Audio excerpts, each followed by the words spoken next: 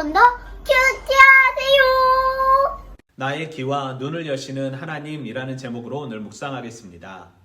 발람이 아침에 일어나서 자기 나귀의 안장을 지우고 모압 고관들과 함께 가니 감으로 말미암아 하나님이 진노하심으로 여호와의 사자가 그를 막으려고 길에 섭니다.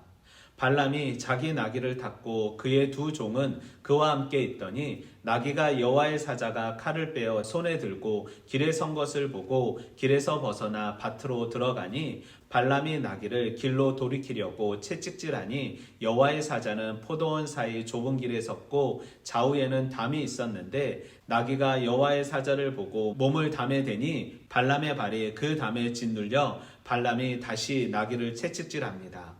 그리고 여호와의 사자가 더 나아가서 좌우로 피할 데 없는 좁은 길에 섭니다. 나귀가 여호와의 사자를 보고 발람 밑에 엎드리니 발람이 노하여 자기 지팡이로 나귀를 때립니다. 여호와께서 나귀의 입을 여시니 발람에게 이르되 내가 당신에게 무엇을 하였기에 나를 이같이 3번을 때리냐 물으니 발람이 나귀에게 말하여 나를 거역하였기 때문이며 내 손에 칼이 있었으면 곧 죽었으리라 하니 나귀가 발람에게 말하여 내가 일생 동안 이런 적이 있었냐 말하자 없었다고 발람은 답합니다.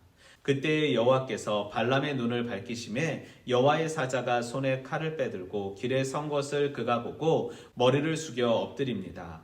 여호와의 사자가 그에게 이르되 너는 어찌하여 내 나귀를 이같이 3번 때렸느냐? 보라 내 앞에 내 길이 사악하므로 내가 너를 막으려고 나왔으니 나귀가 나를 보고 이같이 3번 돌이켜 내 앞에서 피하였으니 돌이키지 않았으면 너는 죽었을 것이라 말하자 발람이 여호와의 사자에게 말하되 자신이 범죄하였고 당신이 기뻐하지 아니하면 돌아가겠다고 하자 여호와의 사자는 그 사람들과 함께 가고 내가 내게 이르는 말만 할 것을 말합니다.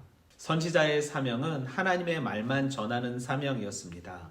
하지만 발람은 하나님의 말이 아닌 자신의 이익을 위해 따라갔던 것이고 이 사건을 통하여서 그의 마음을 다시 한번 붙잡으신 것입니다.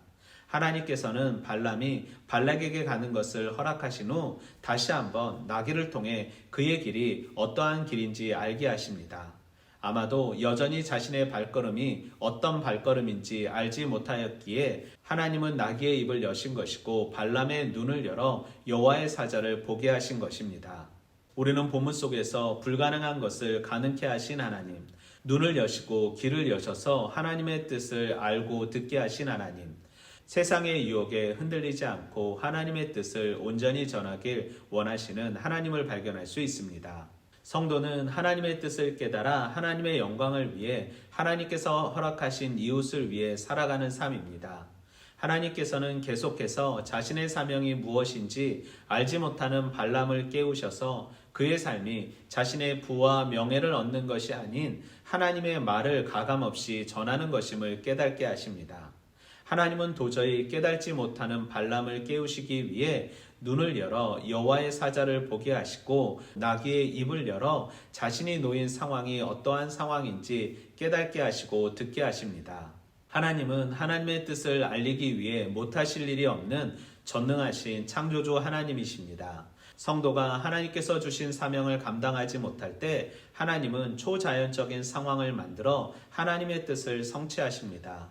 그리고 내가 바로 하나님의 사명을 감당하기 위해 택함받은 사람임을 깨달아야 합니다. 그러니 성도는 말씀대로 살아가는 삶이며 말씀을 이용하는 삶이 아닌 말씀을 온전히 전하는 사명을 가진 사람입니다. 나에게 허락하신 하나님의 뜻을 온전히 전하는 삶, 선포하는 삶 살기 원합니다. 나의 눈과 귀가 열려 하나님의 뜻을 분별하는 삶 살기 원합니다. 오늘도 말씀으로 화이팅!